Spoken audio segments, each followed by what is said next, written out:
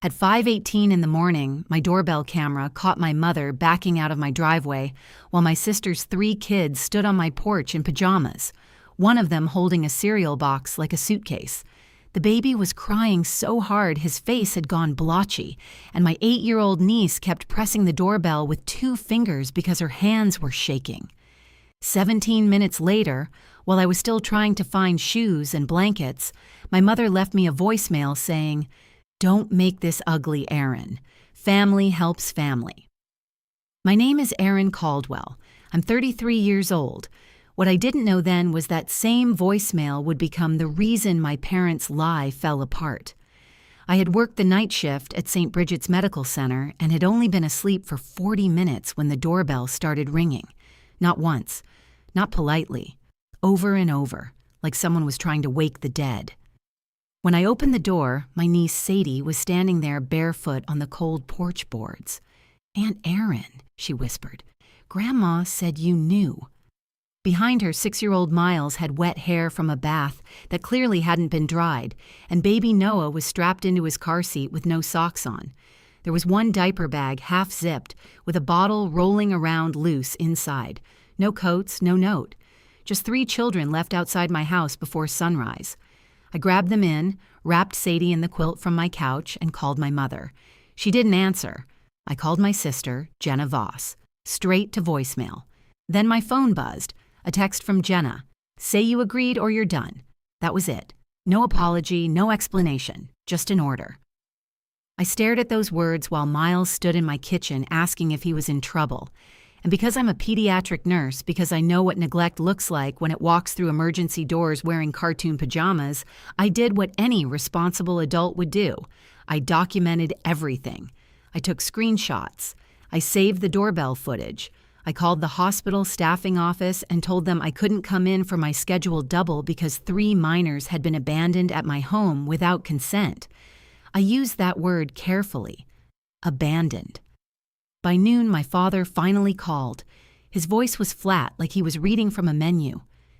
"Your mother said you're being dramatic." "Dad, they were left on my porch. They're your blood. That doesn't make me childcare." There was a pause. Then he said the sentence that told me this wasn't panic. It was a plan. "You better think about your nursing license before you start throwing words around." 2 days later, an investigator from the state nursing board called me at 9:06 a.m. and said a complaint had been filed accusing me of refusing care to vulnerable children after agreeing to watch them. The complaint was signed by my mother, Patricia Caldwell, and my father, Bruce Caldwell. The investigator's name was Carlin Guyen, and she had the calmest voice of anyone who has ever made my stomach drop through the floor. "Ms. Caldwell, I want to be clear," she said. "A complaint is not a finding, but because it alleges patient abandonment and professional misconduct involving minors, we have to review it." "Patient abandonment?" I repeated. "They're my sister's kids. They're not my patients." "That is one of the issues we'll clarify." I sat at my kitchen table with Noah asleep against my shoulder and Sadie coloring silently beside me. Miles had finally stopped asking when his mom was coming back. Carla asked if I had agreed to provide childcare. No. "Did your sister or parents inform you beforehand?" "No." "Did you refuse to open the door?" "No, I brought them inside immediately." "Did you leave them unsupervised?" "Absolutely not." Then she said, "The complaint includes a statement that you were contacted the previous evening and consented to overnight care." My hand went cold around the phone. "That's false." "Do you have any records that may help establish the timeline?" I almost laughed, not because it was funny, but because my mother had spent my entire life telling me I was too sensitive for saving receipts, texts, emails, anything that proved what had actually been said. This time, my habit was evidence. "I have the doorbell video," I said. "Screenshots, call logs, a voicemail from my mother." There was a pause, and Carla's tone shifted, slightly. "Please preserve the original voicemail. Don't forward a copy yet. We may need metadata." Original. That word lodged in my head. After we hung up, I checked my voicemail again. Mom's message was still there. Don't make this ugly, Aaron. Family helps family. No mention of an agreement, no thanks for taking them. No, as discussed. Just pressure after the fact. Then Jenna texted again. Mom says the board called you. Fix it. I typed nothing. Another bubble appeared. If I lose custody, that's on you. I looked across the room at her children. Sadie was pretending not to listen, but her crayon had stopped moving. I put my phone face down. By evening, my parents showed up. Not alone. My father stood on my porch in his church jacket, jaw tight, while my mother held a folder against her chest like she was arriving at a meeting. Behind them was my Aunt Roslyn, who had always treated family conflict like a spectator sport. I didn't open the storm door. Mom smiled through the glass. Aaron, let's not involve strangers in family business. You filed a complaint with my licensing board. Her smile twitched. That was to get your attention. Dad leaned closer. You need to tell them this was a misunderstanding. It wasn't. Aunt Roslyn sighed loudly. Those children need stability, not you being vindictive. That was when Sadie appeared behind me and said very quietly, Grandma told us not to knock until she drove away. No one on the porch spoke. My mother's face changed first. Not guilt, calculation. Then she looked past me at Sadie and said, Sweetheart, you're confused. Sadie stepped back like she'd been slapped. I opened my phone, hit record, and said, You all need to leave. Dad noticed the screen. You recording us? Yes. He pointed at me through the glass. Then record this. If you keep pushing, you won't just lose your license. You'll lose this family. For the first time all week, I felt strangely calm because he still didn't understand. The family was already gone. The next morning, I called Child Protective Services myself. Not because I wanted Jenna punished, because 3 kids had been used as weapons in an adult lie, and I couldn't pretend that was normal. The caseworker, Mr. Alvarez, arrived that afternoon. He was gentle with the kids, asked simple questions, and didn't push when Miles hid behind the couch. Sadie answered most of it. Did you know you were coming to Aunt Erin's? She shook her head. Who put you in the car? Grandma. Where was your mom? Sadie looked at me first. I nodded once. She was sleeping. Grandma said Mommy needed a break and Aunt Erin promised. But Aunt Erin didn't answer the door fast, so Miles cried. I wrote that sentence down after he left because I never wanted to forget what my family had made an 8-year-old carry. That night, Jenna finally called. I let it ring. Then I saved the missed call. She left a voicemail 20 seconds later. You're really doing this? Her voice was ragged, angry, maybe scared. You think you're better than me because you wear scrubs? Mom said you'd help. She said you owed us. Just tell them you forgot, Aaron. Say you were tired from work and overreacted. Please. That please almost got me. Almost.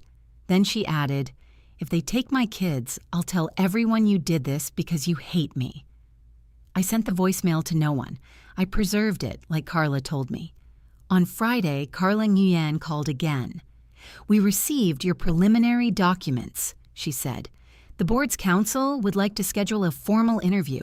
Also, Ms. Caldwell, did your parents send any written communication after the complaint? Yes. Include everything. Everything meant Dad's threat, Jenna's texts, Mom's voicemail, the porch video showing the exact time, 5:18 a.m., and my mother's car pulling away before the children knocked. It also meant the group chat. I had muted it months earlier because it was mostly cousins arguing about potlucks, but after the complaint, it exploded. Aunt Roslyn. Erin is trying to get Jenna's kids taken. Mom. We only asked her to help for one morning. Dad. She agreed, then panicked. Jenna. She's lying because she wants attention. My cousin Tessa replied, then why did Jenna text, say you agreed? The chat went silent for 11 minutes. Then Mom wrote, stay out of grown folks' business. Tessa screenshotted everything and sent it to me privately. "Thought you might need this," she wrote. I cried for the first time then. Not loud, not dramatic. Just sat on the bathroom floor while Noah napped and let the tears run because one person had chosen the truth over the family script. At the formal interview, Carla sat across from me with another woman from board counsel. A recorder blinked red between us. I answered every question. No, I had not agreed. Yes, I secured care immediately. Yes, I notified my employer. No, I did not abandon anyone. Then Carla folded her hands. "Ms. Caldwell, we requested the original voicemail from your carrier's archive. Your mother's message was left 17 minutes after the children arrived." She paused. "And the complaint states she spoke to you the night before." I looked at the recorder. She didn't. Carla's expression didn't change, but her next words did. "We are now reviewing whether this complaint was knowingly false." For 3 days, nobody in my family contacted me. That silence scared me more than the yelling. Then a certified letter arrived from my parents' attorney. It said I had misrepresented a private childcare arrangement, defamed my parents by using the word abandoned, and caused emotional and reputational harm. It demanded I retract my statements to the nursing board, CPS, and my employer within 48 hours. At the bottom was one final line: "Failure to comply may result in civil action." I read it twice, then sent it to Carla and Mr. Alvarez. Then I called a lawyer. Her name was Priya Shah, and she specialized in professional licensing defense. She listened without interrupting while I explained the porch, the complaint, the texts, the voicemail, the attorney letter. When I finished, she said, "Erin, this is not a family misunderstanding. This is coercion." The word landed hard. Coercion, not drama, not disloyalty, not me being sensitive. A strategy. Priya wrote one response. It was 2 pages, formal and ice cold. She instructed my parents and their attorney to preserve all communications, reminded them that knowingly false reports to a licensing board could carry penalties, and stated that any further contact should go through her office. My mother called 7 times after receiving it. I didn't answer. Then Jenna showed up alone. She looked awful. Hair greasy, eyes swollen, sweatshirt inside out. For 1 second, I saw the little sister who used to crawl into my bed during thunderstorms. "Can I see them?" she asked. "They're with the temporary kinship placement worker right now." Her face crumpled. "So you did it?" "No, Jenna. You did. Mom did. Dad did." She flinched when I said Dad. That was when I understood. "What happened?" I asked. She sat on my porch step and started crying with her whole body. Mom said if I admitted I didn't arrange care, CPS would say I neglected them. Dad said you'd fix it because you always fix everything. They told me to text you that. They told me if you got scared about your license, you'd cooperate. My chest hurt. "Why didn't you call me?" "Because I knew you'd say no." There it was. Not cruelty exactly. Cowardice. Jenna wiped her face. "I need help." "You do," I said, "but I can't be the person you sacrifice to get it." The next day, Priya attended the board follow-up with me. Carla was there, along with board counsel. The mood was different now. Less interrogation, more documentation. They played my mother's original voicemail. "Don't make this ugly, Erin. Family helps family." Then they displayed the complaint statement claiming I had confirmed care the prior evening at approximately 8 p.m. Carla looked at me. "Our subpoenaed phone records show no call or text between you and Patricia Caldwell at that time." Board counsel added, "The committee is recommending dismissal of the complaint against you." I exhaled so hard my hands shook, but Carla wasn't finished. "We are also referring the matter for review as a potentially malicious complaint." 2 weeks earlier, my parents had threatened my license to force a lie into existence.